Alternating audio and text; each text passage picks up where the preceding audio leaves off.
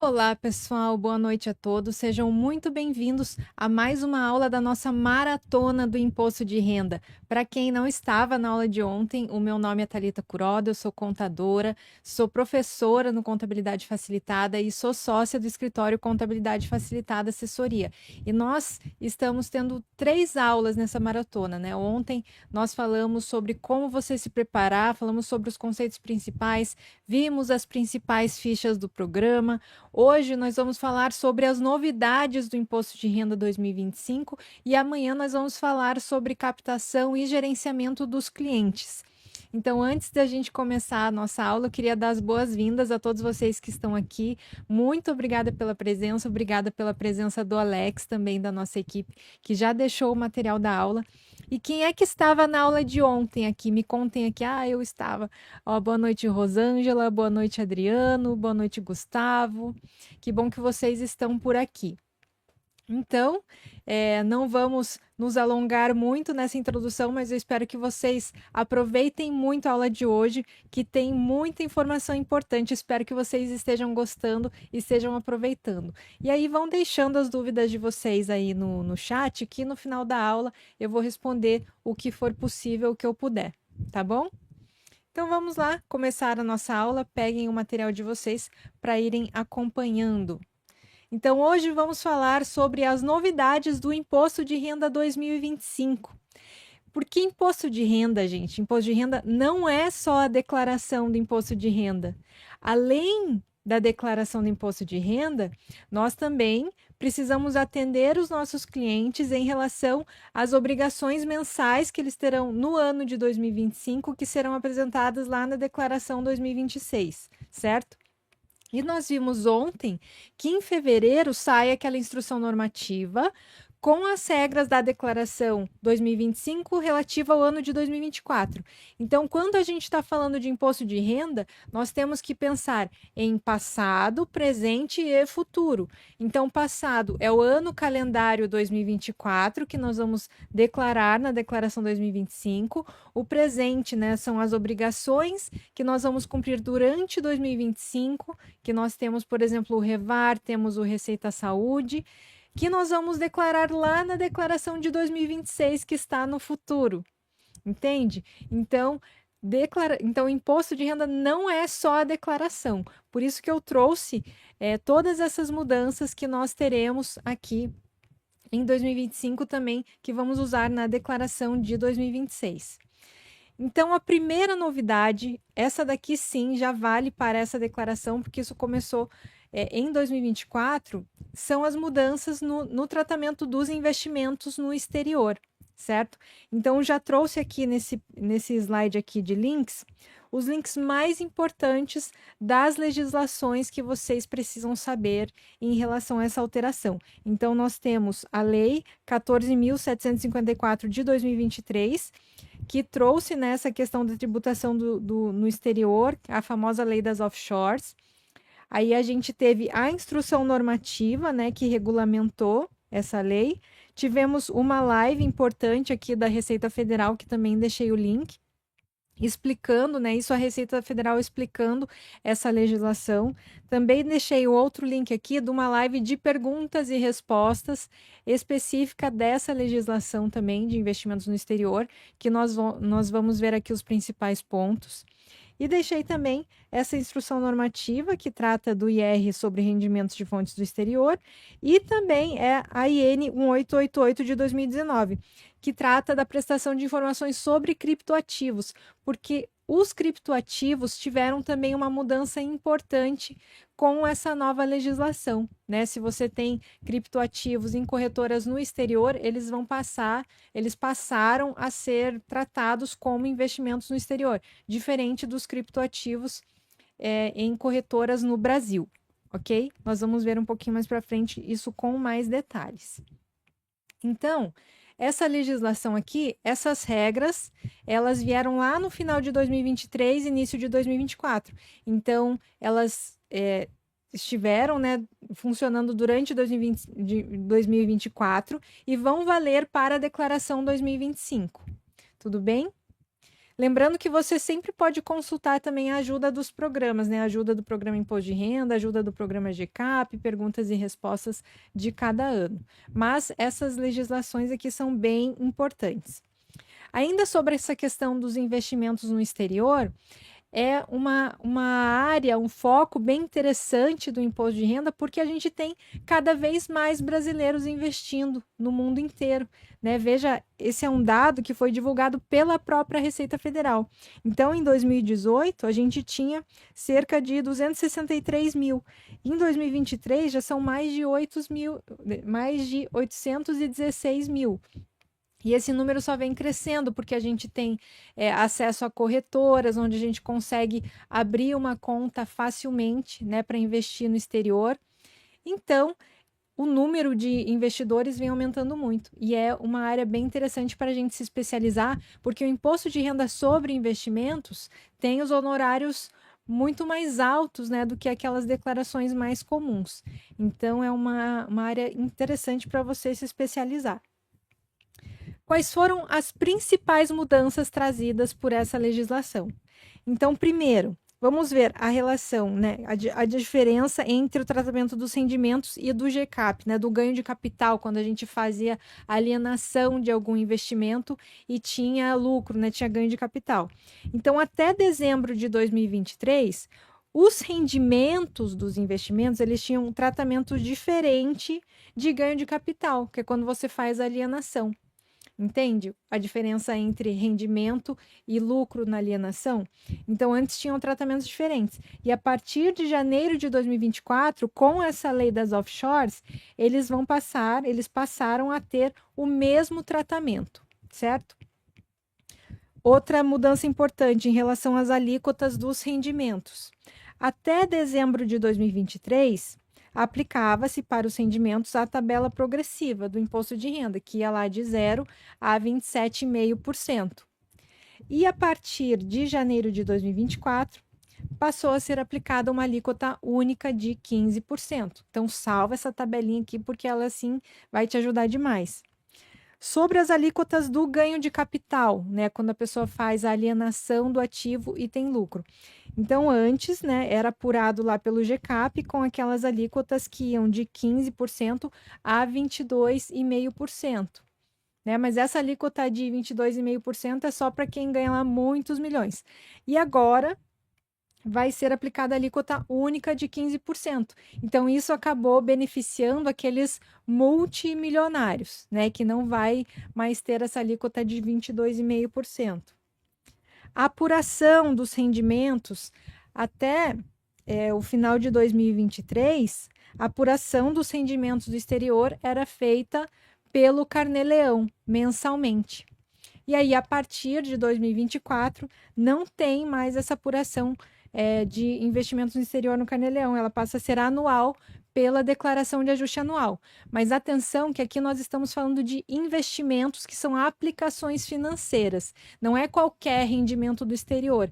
Por exemplo, se a pessoa trabalha para o Google, para o Facebook, para alguma empresa do exterior e recebe uma remuneração do trabalho, aí não é aplicação financeira, aí não é esse caso aqui. Aí ela continua tributando pelo Carnê-Leão, beleza?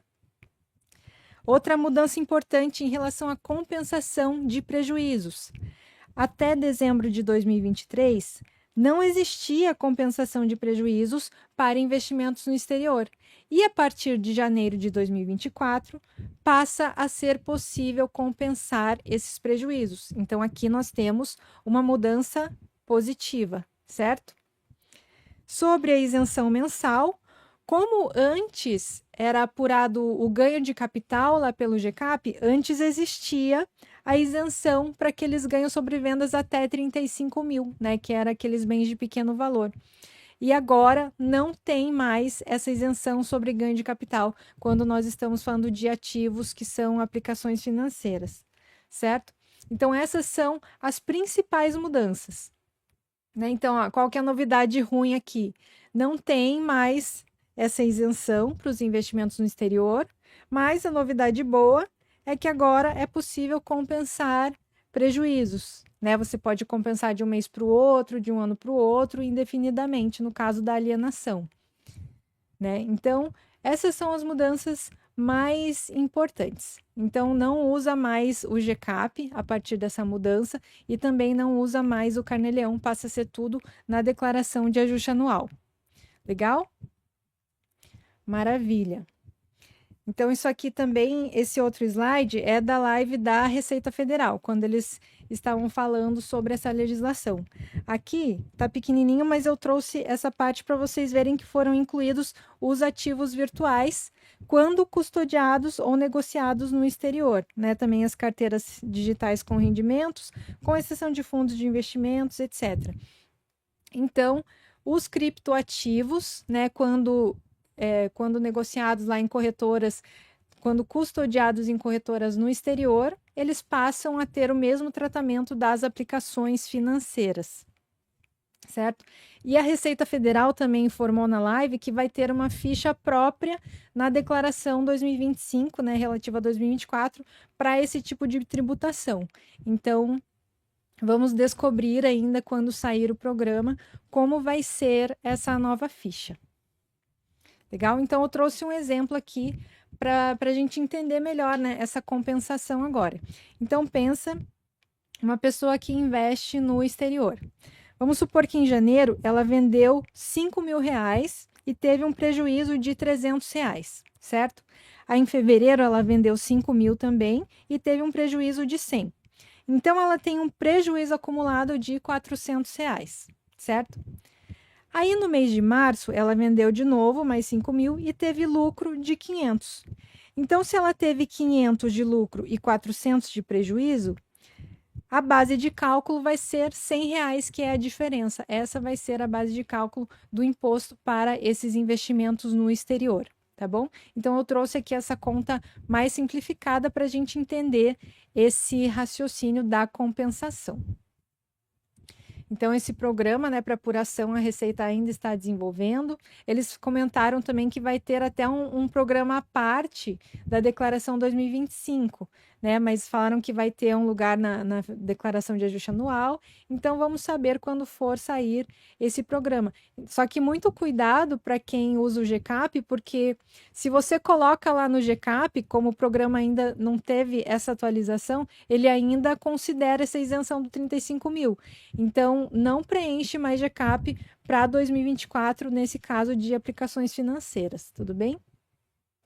Agora, seguindo, em relação aos criptoativos, vamos fazer um comparativo aqui. Então, se os criptoativos estão custodiados em exchanges no exterior, eles passaram a ter as mesmas regras dos investimentos no exterior. Não tem mais a isenção de 35.000 nesse caso. É possível compensar prejuízos e, segundo a Instrução Normativa 1888, essas movimentações de mais de 30.000, a pessoa precisa informar para a Receita Federal, certo? Isso aqui, então, no exterior. E os criptoativos custodiados nas exchanges do Brasil, permanece aquela regra da isenção dos 35.000, permanece a apuração pelo GCAP, né, no caso de ganho de capital, não é passível compensar prejuízos e as próprias exchanges é que mandam as informações de acordo com a instrução normativa. E a pessoa que tem a autocustódia, né, tem umas pessoas que têm suas próprias carteiras, nesse caso é considerado o endereço do contribuinte no Brasil, então não é considerado como investimento no exterior. Lembrando que na declaração de ajuste anual, precisa informar se o valor for maior que R$ 5.000 em qualquer tipo de criptomoeda, né, se custodiada no Brasil, né, entra como bens e direitos se for custodiado no Brasil. E se for no exterior, é aplicação financeira. E como a gente pode ver lá na parte de bens obrigados a declarar, no caso de aplicações financeiras, você vai ter que informar se o saldo for acima de R$ 140, né? Então, essas Binance, tem várias corretoras de criptomoedas, são essas exchanges, tá bom? Então, é isso. No caso da venda de criptos no Brasil, a gente faz apuração pelo GCAP lá, como direitos bens móveis, né? Tem muita gente que tem dúvida também em relação à data de aquisição. Por exemplo, eu adquiri em várias datas diferentes. Então, você coloca a primeira aquisição, se a aquisição tiver ocorrido em várias datas, e o adquirente vai ser a exchange, tá? A corretora. Beleza? Então, hoje a gente está vendo assim um resumão, né, das criptomoedas, mas se vocês quiserem se aprofundar mais, a gente tem as aulas específicas de cada um desses temas. Tem uma aula só de investimento, só de criptoativos lá no curso completo. Tá? Então, passando para frente, ó, eu trouxe essa questão das apostas esportivas no exterior porque tem gente que acha que aposta esportiva é investimento. O que vocês acham? Aposta esportiva é investimento no exterior? Será que entra? Quem estava na aula de ontem viu que não é considerado investimento, não é considerado aplicação financeira, certo? Até trouxe o link daquela consulta COSIT que nós vimos ontem. A própria Receita Federal, né, informou que esses rendimentos de apostas estão sujeitos à tributação pelo Carnê-Leão, né, o recolhimento mensal obrigatório, né, lá pela tabela progressiva, e diz que não há previsão legal para dedução na apuração da base de cálculo de eventuais perdas. Então, a pessoa, tudo que ela ganhou, ela precisa oferecer a tributação. Se ela perdeu mais do que ganhou, ela não pode compensar, tá? É isso que está dizendo aqui nessa consulta COSIT. Tudo bem? Infelizmente, é assim. Maravilha, pessoal. Então, próxima mudança, né? Vamos avançando que temos várias mudanças aí para 2025. É o REVAR, né? Já ouviram falar do REVAR? O REVAR é o Programa Auxiliar de Apuração do Imposto de Renda sobre Renda Variável. Então, a gente teve em 2024 uma fase de testes e em 2025, né, ele já está sendo disponibilizado para todos os investidores. Então, eu já entrei lá também no meu ECAC, na minha área do investidor da B3, já fiz até e trouxe aqui uns prints para vocês darem uma olhada como que está funcionando. Então, o que é o REVAR? O REVAR é um sistema da Receita Federal que foi criado para as pessoas físicas. E para que ele serve? Para realizar o cálculo do imposto e gerar a guia de recolhimento sobre operações em bolsa de valores. Tudo bem? Então, aqui eu trouxe um manual do REVAR, se vocês quiserem dar uma olhada depois, né, se aprofundar um pouco mais. E ele foi instituído por essa instrução normativa aqui, tá? 2164 de outubro de 2023. Até então, né, quando não tinha o REVAR, até o ano passado, nós sempre usávamos aquelas calculadoras. Tem várias calculadoras que já são integradas com a B3, então você não precisa ficar fazendo cálculo manual, apuração manual de renda variável, né? Essas calculadoras, elas puxam tudo automaticamente e já fazem o cálculo. Inclusive, elas geram um arquivo da declaração que você consegue mesclar com o arquivo da declaração pré-preenchida, ou se você quiser, você pode só gerar o relatório e copiar para a declaração, mas o mais prático é você realmente mesclar os arquivos. É uma função bem interessante. Claro que essas ferramentas são pagas, mas vale a pena, né? Você pode embutir isso nos honorários para fazer a declaração. Então, o REVAR, ele vai fazer o cálculo, né? Depois eu vou mostrar para vocês, você precisa lançar também o custo de aquisição, os saldos iniciais, e ele vai calcular o imposto e gerar os DARFs, tá? Mas a vantagem dessas outras calculadoras é que também elas, além de fazer isso, além de fazer esses cálculos, elas ainda geram um arquivo da declaração para te auxiliar no preenchimento. Beleza? Então, sobre o que trata essa instrução normativa? Ela vai instituir o REVAR e vai dispor sobre o envio das informações para a Receita Federal, tá? Basicamente isso. Então, renda variável são aquelas operações realizadas em bolsa de valores, mercadorias, futuros assemelhados e liquidação futura fora de bolsa, com exceção dos ativos de renda fixa. Muito bem. Vamos lá. Então, como que a gente acessa o REVAR? Então, primeiro você vai acessar pelo ECAC, tá? Então precisa ter conta Gov nível prata ou ouro. Aí lá no ECAC você vai acessar aquele menu de declarações e demonstrativos. Aí lá em declarações e demonstrativos, vai ter lá a opção, ó, apurar imposto sobre renda variável, que é o nosso REVAR. Lá no REVAR, quando você entrar, ele já vai te informar, ó, que você precisa ir lá na B3, na área do investidor. Tá? Então, uma vez que você vai lá na B3, na área do investidor, não é na hora que ele faz essa comunicação, precisa esperar o dia seguinte, tá? Aí, beleza, isso aqui ainda é dentro da B3, né? Depois que você fez aquele cadastro, você vai vincular lá na Receita Federal. Tem aqui mais umas telas onde você precisa autorizar o envio dos dados, estar de acordo com a política de privacidade, termos de uso. Aí sim você vai finalizar. Eu deixei aqui no título do slide o link para a área do investidor da B3, tá? Se vocês quiserem entrar, enfim, precisarem acessar para algum cliente de vocês também.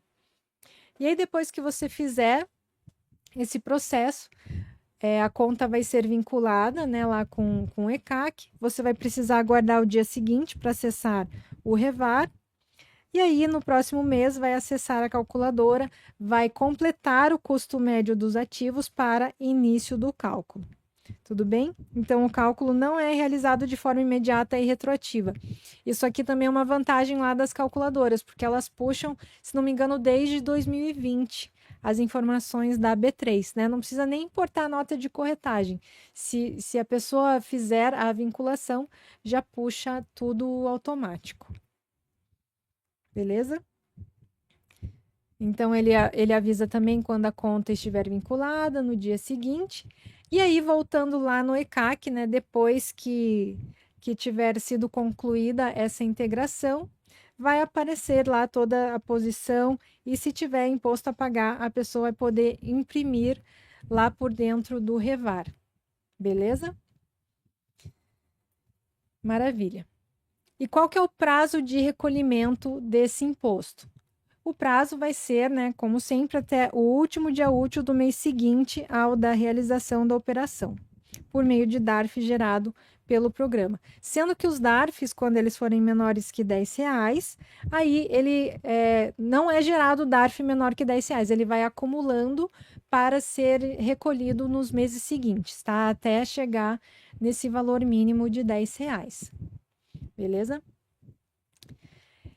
Informação do custo unitário. Então, no primeiro mês que a pessoa for fazer a apuração por meio do REVAR, precisa informar o custo unitário de cada ativo.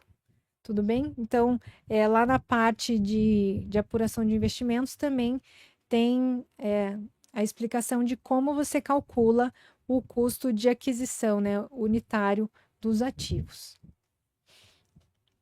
Aí, aqui nessa instrução normativa, também estão as informações que são enviadas para a Receita Federal. Então, são as informações sobre ações, BDRs, units, ouro, ativo financeiro, né? ETF, fundos imobiliários, enfim. São todos esses investimentos aqui. Mas quem é que manda, né? Lembram que naquela instrução normativa lá, entre aspas, do Pix, o pessoal ficou muito confuso achando que as pessoas físicas é que iam mandar as informações para a Receita Federal? Então, aqui também não são as pessoas físicas, tá? Não vamos fazer confusão. Quem manda são as depositárias centrais. Então, quem que é a depositária central? É a B3, tá? No Brasil, é a B3. Então, tem o prazo de envio, que ele fala, vai ser em até 10 dias após a realização das operações. Mas quem é que vai mandar? A depositária central, tá? Então, o investidor fez as operações, em até 10 dias, a B3 vai enviar as informações para a Receita Federal, para o cálculo lá no REVAR. Beleza? Entendido? Até deixei um link aqui, né? Porque como a legislação fala que é a depositária central, é para vocês verem a explicação, né, de que a B3 é a depositária central aqui no Brasil. Essa informação também, né, da instrução normativa, que é a fase de testes, que foi em 2024, né, acabou sendo prolongada, já era para ter sido disponibilizada o ano passado, mas acabou sendo disponibilizada para todos a partir de 2025 mesmo. Tudo bem? Depois vocês podem entrar lá no seu ECAC e ver se o Revar já está liberado.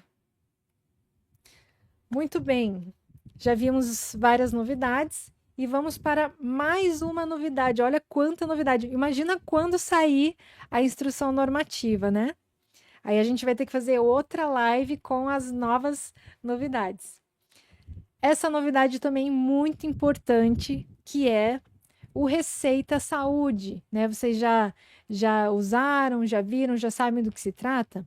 Então, o Receita Saúde, ele começou a ficar disponível em 2024 e agora em 2025 ele é obrigatório, né, para aqueles profissionais da saúde em que os pacientes podem deduzir esses valores do imposto de renda, né? Então, é obrigatório para que as pessoas emitam o recibo, né? E vocês sabem que os autônomos, eles precisam fazer a apuração pelo Carnê-Leão, né? Aqueles que recebem na pessoa física. Então, isso vai passar a ser, né, já passou a ser obrigatório agora em 2025. E o Receita Saúde foi instituído pela Instrução Normativa 2240 de 2024. Tá? Deixei aqui também o link, se vocês quiserem dar uma olhada na Instrução Normativa, para vocês saberem que é ela que instituiu o Revar. Eu sempre acho importante a gente que trabalha, né, na área, a gente ir direto na fonte.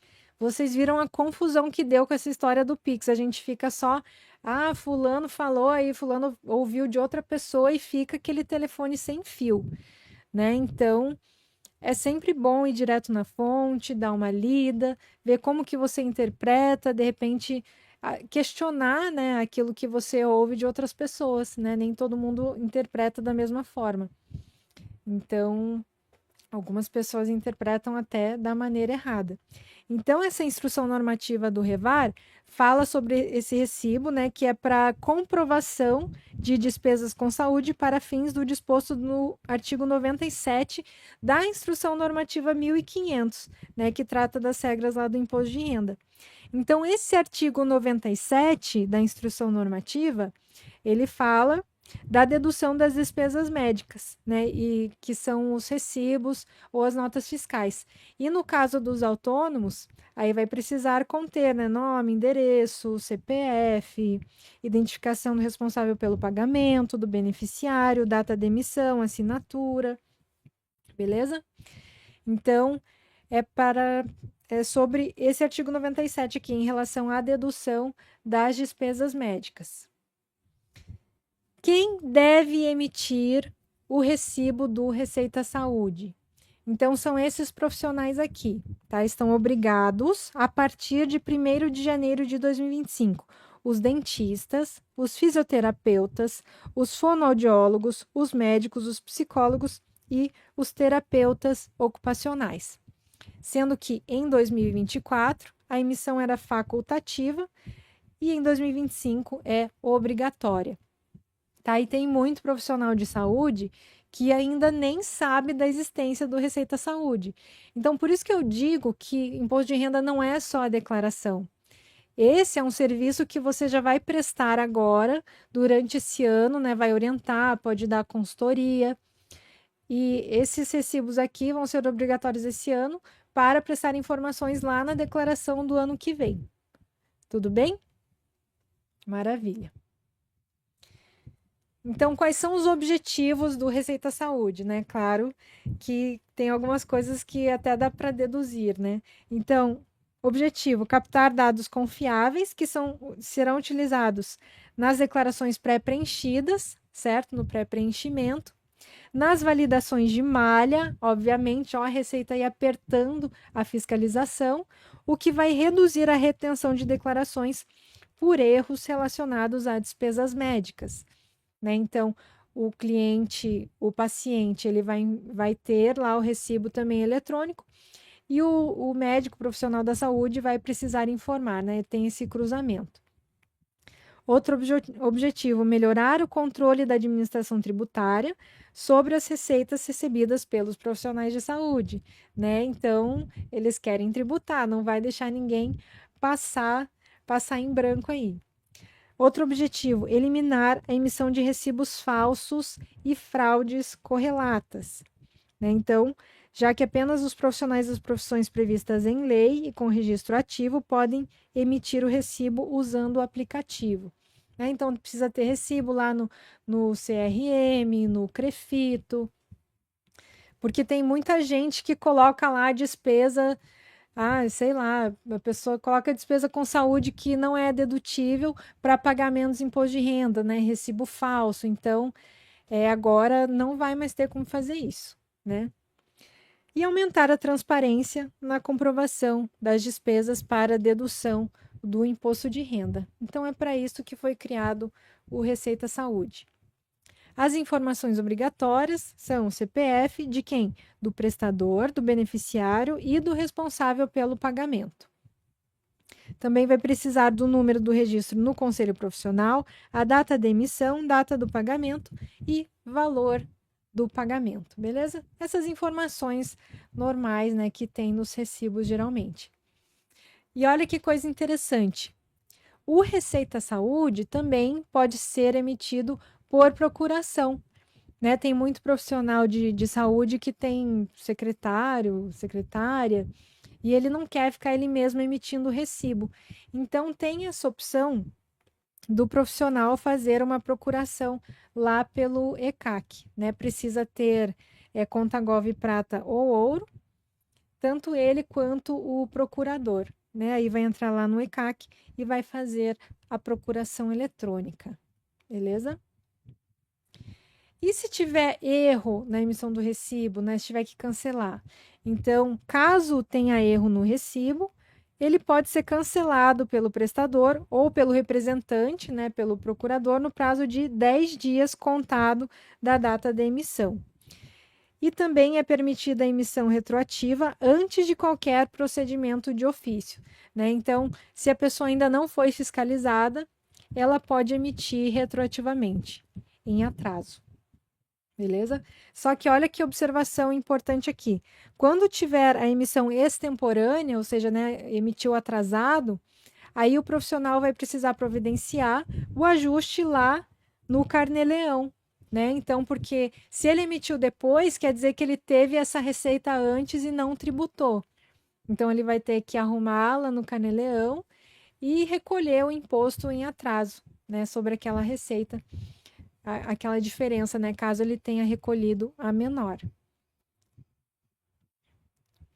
Quando o recibo deve ser emitido?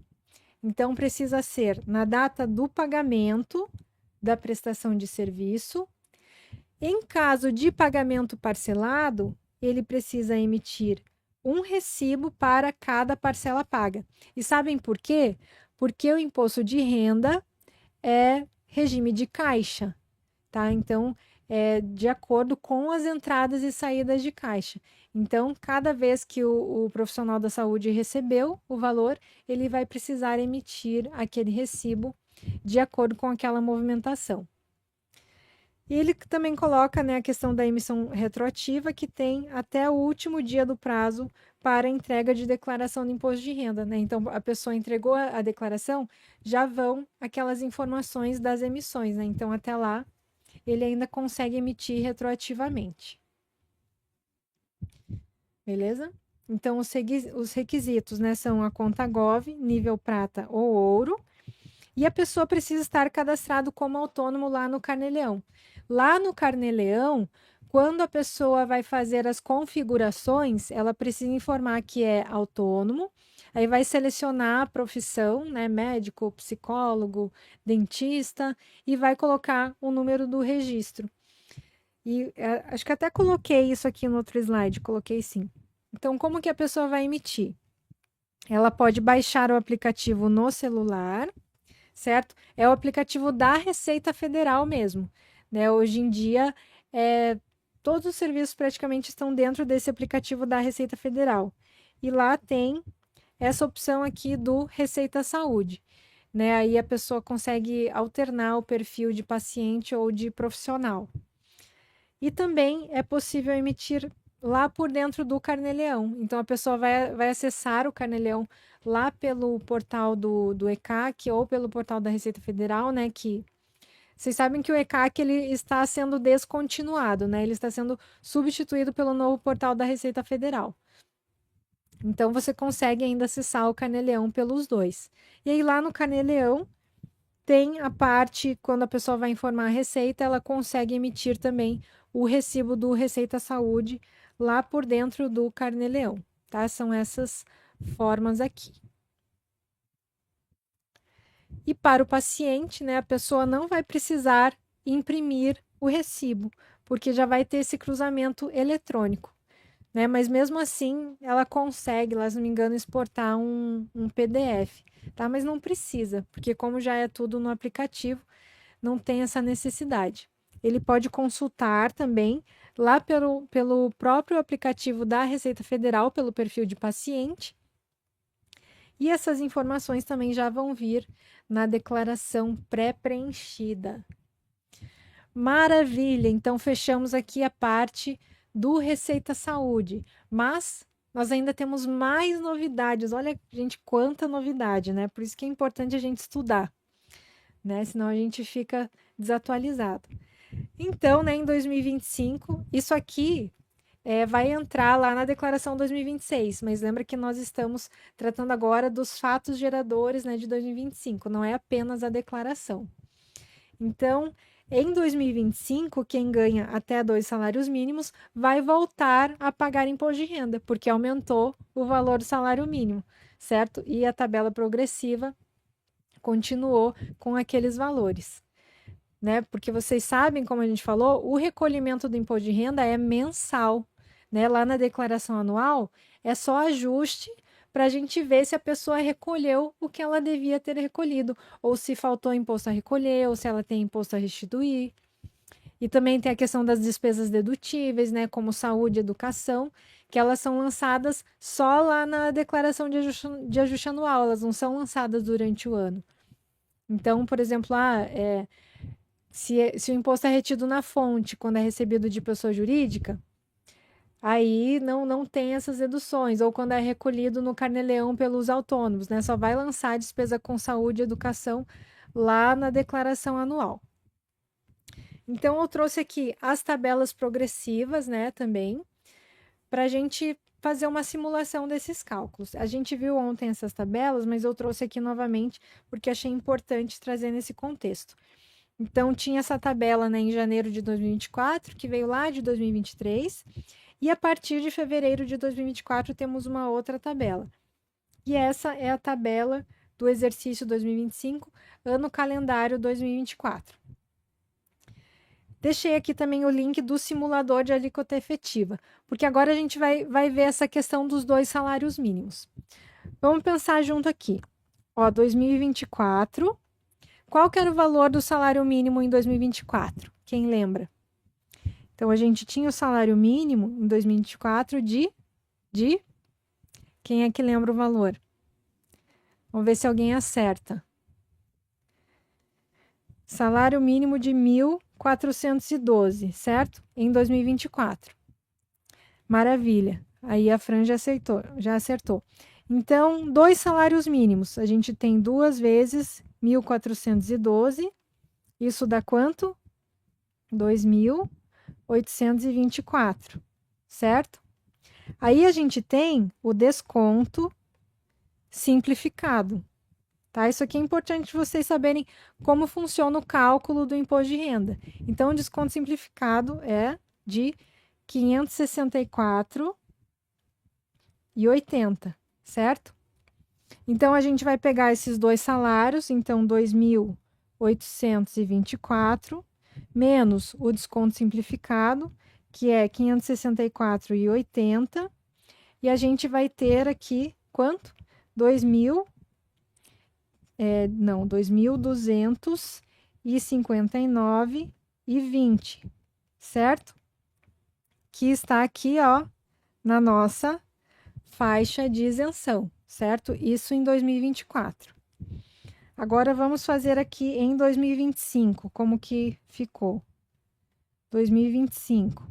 Então, salário mínimo 2025 é 1.518, certo?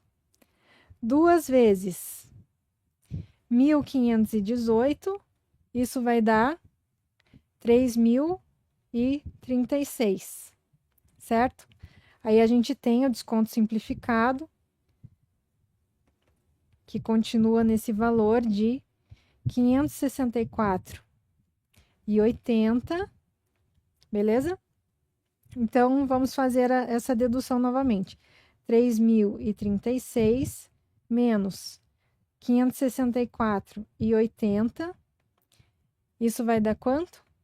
2.471,29. Isso aqui é o quê? Isso aqui é a nossa base de cálculo do imposto, certo? Isso aqui entra em qual faixa da tabela progressiva?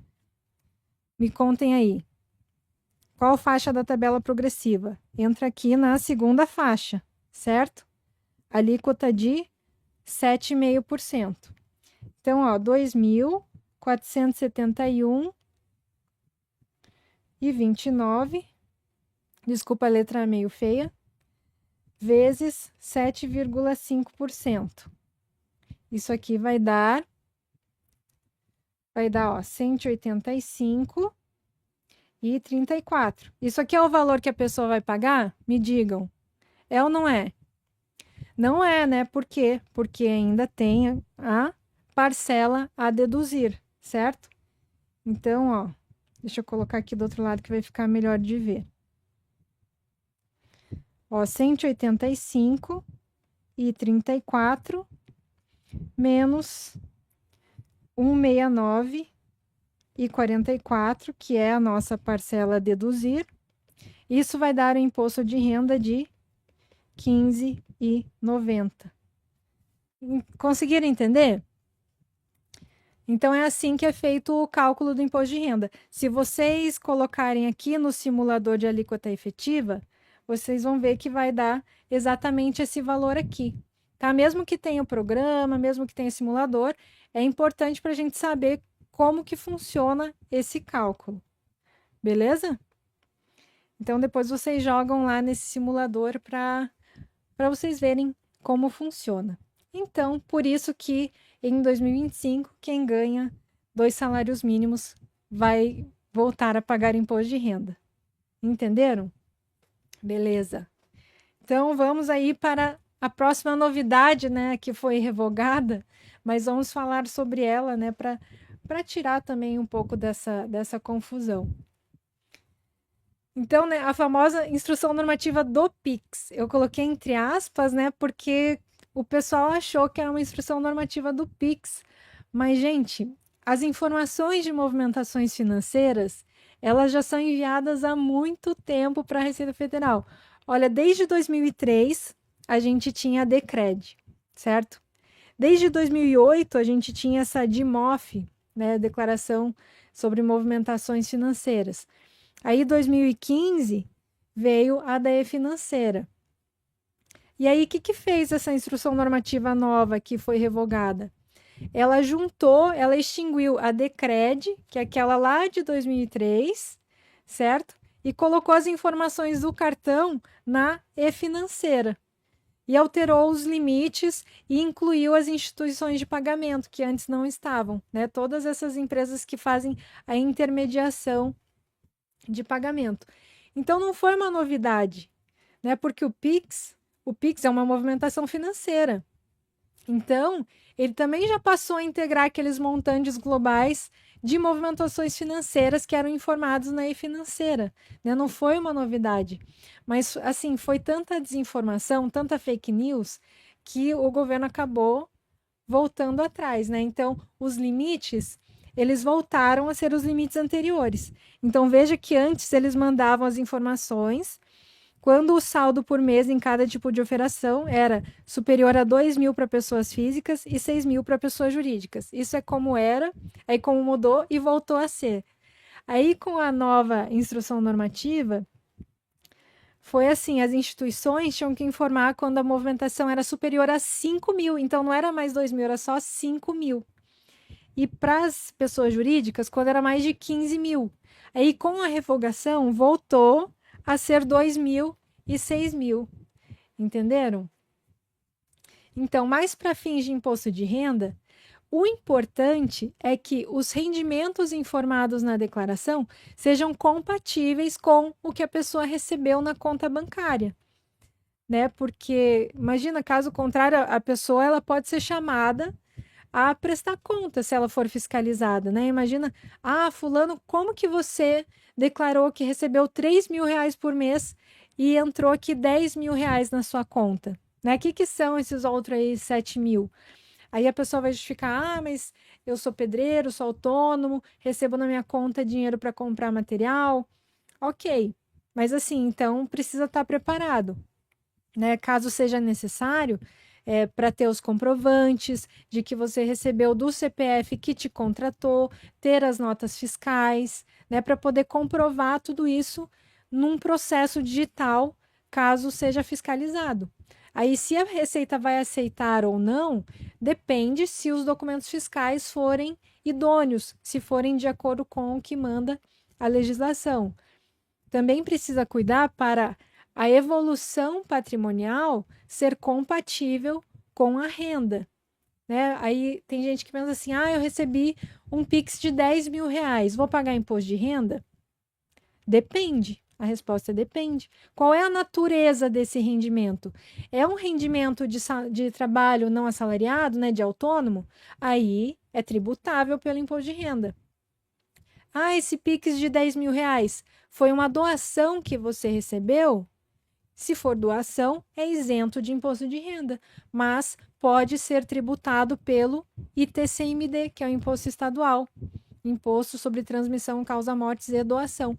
Então, dependendo do estado, ele tem limite de isenção para ITCMD ou não. Então, veja que não é o tipo de movimentação PIX que seria tributado, mas sim a natureza do rendimento, né, que a pessoa vai informar se ele é isento ou se ele é tributável. Tudo bem? Então, essa aqui é aquela instrução normativa que saiu, que foi revogada. E essas operadoras de cartões que iam informar pela e-financeira, agora vão voltar a informar pela Decred, né? Que chama, quando ela volta a viger, né? Ela é repristinada. E essa aqui foi revogada. Tudo bem? Então, esses são os principais pontos que eu queria trazer para você em relação ao Pix, para você saber que não é o Pix, a transação Pix, mas é a natureza dos rendimentos, que vai dizer se aquele valor vai ser isento ou tributável. Beleza? Então, nós vimos diversas novidades, mas eu quis trazer aqui para relembrar, né, para vocês não esquecerem da coletiva de imprensa e da instrução normativa e do perguntas e respostas que vem aí no mês de fevereiro com as regras da declaração do imposto de renda 2025 em relação ao ano de 2024, né? Para quem não estava ontem, todos os anos a Receita faz essa coletiva de imprensa para falar sobre as novidades daquele ano, porque algumas regras elas mudam de um ano para o outro, né? Acontece geralmente no final de fevereiro, então é um período para a gente ficar assim de olho nessas atualizações da Receita Federal, né? Eles têm um Instagram onde eles sempre divulgam as datas, tem a instrução normativa. A instrução normativa desse ano foi essa aqui, né? A 2178 de 2024. E aí em 2025 nós teremos uma nova instrução normativa. Beleza, pessoal? Então, nós vimos aí várias novidades, olha quanta coisa, né? Investimentos no exterior, a parte de criptoativos, Revar, Receita Saúde, né? Quanta coisa que a gente já tem aí para trabalhar durante esse ano. E também, né, o que vai vir aí com a nova legislação para a declaração que nós vamos preencher agora, tudo bem? Então, espero que vocês tenham gostado aí dessas aulas das novidades. Amanhã nós vamos falar sobre captação de clientes, sobre gestão de clientes, sobre redes sociais, né? Não sei se vocês aí já trabalham com imposto de renda, já têm clientes, mas eu sei que tem muita gente que tem muita dificuldade em captar cliente. Então a aula de amanhã vai ser bem bacana, tá? Espero que vocês tenham gostado. Me digam aí se vocês gostaram dessa aula de hoje, se vocês já sabiam dessas novidades. Ó, até o Matheus perguntou aqui, vou ver as perguntas de vocês. Tem um dentista que não fazia carnê-leão em 2024, ela pode fazer agora em 2025 para inserir? Pode fazer, tá? Na verdade, tem que fazer, porque vocês sabem que o carnê-leão, quando a pessoa tem imposto a recolher, ele é obrigatório. E tem um DARF próprio do carnê-leão, que é o de código 0190, né? Então, você não pode lançar só os rendimentos lá e recolher na declaração, porque ele deve imposto em atraso, ele vai ter acréscimos, né, sobre o atraso no recolhimento. Então, ele precisa preencher o carnê-leão retroativo, precisa gerar os DARFs lá pelo carnê-leão e informar também o imposto pago, tá? Quando você informa o imposto pago lá no carnê-leão, você informa em campo separado o valor dos juros e das multas. Tudo bem? Ó, no Receita Saúde, o profissional pode registrar com data retroativa de 2024? Então, o que diz lá a legislação é que até a entrega da declaração, ele pode emitir retroativamente, tá bom? Porque aí depois que ele já entregou a declaração, ele já mandou aquelas informações para a Receita. Ele até poderia, só que ele teria que retificar a declaração, né? Se ele fosse mandar depois da entrega. Beleza? Recibos valem para dedução ou tem que ser nota fiscal? Se for empresa, precisa ser nota fiscal. No caso de autônomos, né, que não tenha nota fiscal, vai ser pelo recibo do Receita Saúde. Aí ele vai valer para a dedução. Beleza? Posso usar um recibo com data de emissão em 2025, mas referência a 2024? Lembra que a declaração de imposto de renda é regime de caixa. E a legislação que nós vimos, ela fala quando que os recibos devem ser preenchidos. Deve ser na data do recebimento, tá? Regime de caixa. A Bianca já está ajudando o pessoal aí com as dúvidas. Obrigada, Bianca, pela sua participação. O Alex já deixou também o link dos nossos cursos, da nossa pós. Gente, tem tanta ferramenta incrível na nossa plataforma. Tem ferramenta de imposto de renda e investimentos, tem a ferramenta IR Pro, tem a ferramenta MEI Pro, né, que tem tudo para quem quer atender MEI, né, porque além de imposto de renda, MEI também é um ótimo serviço para quem está começando. E lá nessa ferramenta tem tudo que você precisa para atender esses clientes, inclusive imposto de renda para MEI. Tá bom? Vamos ver o que mais. O chat ele vai pulando aqui, eu não consigo ver muito na sequência. Não tem previsão para a Receita ajustar o valor de acordo com o aumento do salário mínimo? Tem essa história, né, que dizem que o ano que vem até R$ 5.000 vai ser isento, mas temos que esperar aí a legislação, né? Por enquanto, são essas promessas. Tudo uma falta de comunicação do governo. Essa questão aí da instrução normativa do PIX foi bem complicado. Falta de comunicação, muita gente falando o que não sabe, muita fake news, briga de governo, de partido, complicado. Fran, que bom que você gostou. Obrigado pela presença, viu? A Binance é uma corretora de criptomoedas. Que bom que você gostou, Sandro, Indionela, Valéria. Obrigada, gente. Ó, a Dai ainda está na dúvida sobre criptoativos, tá? Lá no curso completo a gente tem uma aula mais aprofundada e tem a comunidade de alunos no fórum de dúvidas, onde você pode mandar suas dúvidas lá, né, para quem for nosso aluno, e a gente tem moderadores lá todos os dias respondendo as dúvidas. Beleza? Na verdade, os limites eram maiores agora. Não sei se está falando da fiscalização do Pix, né? Antes era R$ 2.000, acima de R$ 2.000, e aí foi para 5.000, aí agora voltou para 2.000, né? piorou. Enfim, vamos ver os próximos capítulos. Beleza. Gente, então, acho que por hoje é isso, tá? Se vocês, quem for nosso aluno, tiverem mais dúvidas, mandem lá na comunidade. E amanhã, né, não esqueçam de voltar para a nossa última aula da nossa maratona, que nós vamos falar de captação de clientes, tá bom? Então, espero vocês amanhã. Muito obrigada pela presença, um grande abraço e até a próxima.